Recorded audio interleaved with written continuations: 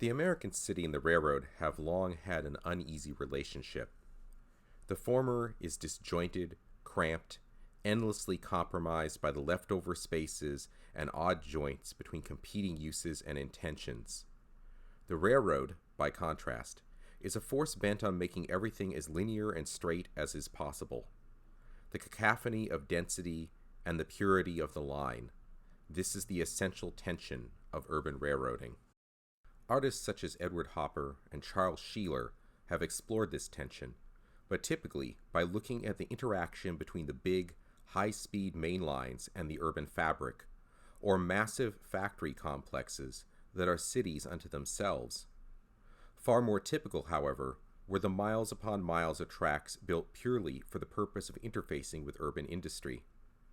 These lines were shoved down alleyways, laid in the middle of public streets, and sometimes even built up into the air on iron and steel viaducts. These were the switching districts, the overlooked railroad landscape that was shaped by, and gave shape to, the American metropolis, and that, thanks to the pressures of redevelopment and gentrification, are now all but erased from its surfaces. From an economic standpoint, switching districts were a product of technology and geography colliding. Most lines were constructed from the 1880s to the 1920s, in a time frame when railroads came to dominate industrial transportation and before the advent of universal subsidized highways and reliable large-capacity trucks. In that period, most heavy freight was carried by rail, and serving warehouses and factories required the laying of tracks deep into the urban industrial core. It was the 1920s competition for macadam and tarmac, and the truck and the tractor trailer, that changed the nature of freight logistics and in turn began to reshape the city, yet the sheer scale and durability of railroad infrastructure ensured that the switching district's decline, while steady, was also slow, with the last such operations just making the 21st century. But what really is a switching district? The terminology of the railroad industry is of little help. In some cases, the term is used synonymously with switching zone, an area where more than one railroad has access to the same shippers via shared tracks. In other cases, it refers to dense areas of rail-served industries. In still other cases, it refers to industrial zones with enough traffic to warrant a dedicated locomotive and crew. A platonic ideal might be something like the following. A switching district comprises a rail line constructed in the pre-atomic age, located within a densely urbanized area, and often employing extensive street trackage. It is generally only a portion of a larger railroad company, and its primary purpose is to generate traffic from multiple industrial and commercial customers. The economic and functional history of switching districts is worth knowing, but it is their quality of placeness, especially their visual qualities, that I find most compelling. To walk about the city and find a pair of rails pushing up through the pavement is a delightful mystery. What was this? What ran here? Why? To where? To examine the buildings of a district is to begin to see the passage of time, to see condominiums and artist lofts that were once printers' warehouses or tool factories, to see that the present is built upon a layer of the past, or even several layers. The textures are rich and speak of age. Paved surfaces are a brocade of old tarmac and even older Belgian block. Board-formed concrete walls are covered in dirt and moss. Brick buildings, almost ubiquitous, bear the grime of decades. The switching districts, rendered obsolete over generations, are typically trapped at one of two extremes, either as a space of urban decay and forgetfulness, or as the fodder for adaptive reuse and high-dollar redevelopment. They embody urban change. They are history played out in architecture.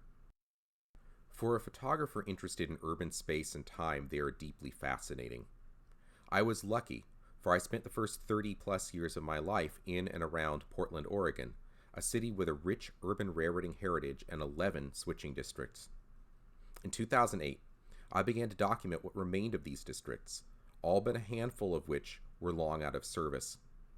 For a little over a year, I spent a significant amount of my free time, camera in hand, walking the districts one footstep at a time, and looking at the city with a historical geographer's eyes, trying to both notice and correctly interpret the architectural traces of these past transportation corridors. I was, if anything, surprised by how much persisted.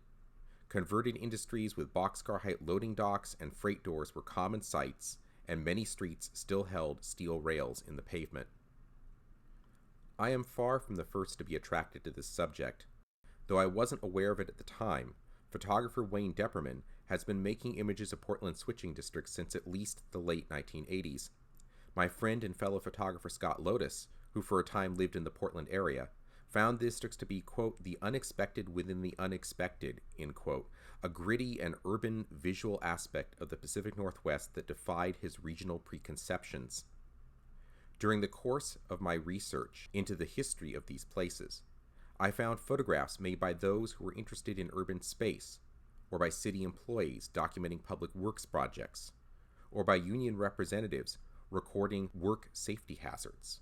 Whatever the motives, the switching districts remain a complex patch of urban fabric, difficult to capture in any other way than photography. In 2018, on the 10th anniversary of my Portland work, I decided to revisit these locations, adding a layer of rephotography to my project. Pioneered by artist Mark Klett during the 1970s, the premise of rephotography is seemingly straightforward: to duplicate as precisely as possible photographs made in the past, whether one's own or, as with Klett's work, from other artists from generations past.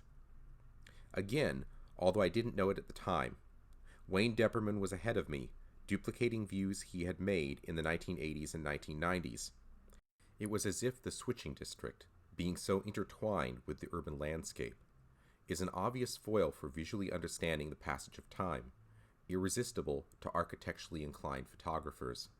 In my own revisitation, I was reminded of how long the architectural record for these districts persists, as in many places there were still visible rails, repurposed loading docks, and curved cuts through buildings where tracks moved from one street to another. There were also, however, dramatic changes, places where buildings had been demolished or remodeled beyond recognition, places where redevelopment and gentrification were altering the fundamental character of the city. Change comes slowly to switching districts, as if they exist in a different temporality from human beings, yet it still comes, and when it does, those changes may still be dramatic. For me, the districts raise a question of place. How long will it take for the last vestiges of the switching districts to disappear? How long until these portions of the city become indistinguishable from the rest? The only way to answer will be with a camera and with time.